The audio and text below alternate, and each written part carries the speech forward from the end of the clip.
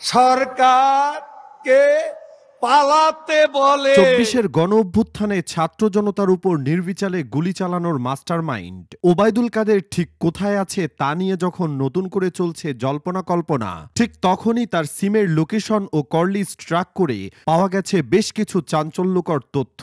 গত বছরের ৫ আগস্ট স্বৈরাচার হাসিনা ভারতে পালিয়ে গেলেও কাউয়া কাদের খ্যাত ওকা ওরফে ওবায়দুল কাদের ঠিক কোথায় কোন অবস্থানে আছে তা জানা সম্ভব হচ্ছিল না কিছুতেই। হাসিনা পলানোর পরদিনেই গণমাধ্যমে খবর আসে কাউয়া কাদের ওরফে ওবায়দুল কাদেরও পালিয়েছেন ভারতে।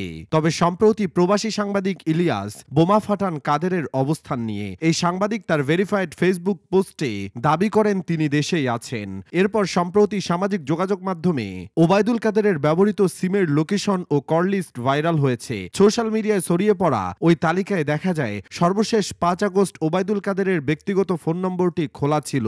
ওই দিন দুপুর ২টা ৪২ মিনিটে তার ফোন ট্র্যাক লোকেশন ছিল মোহাম্মদপুর।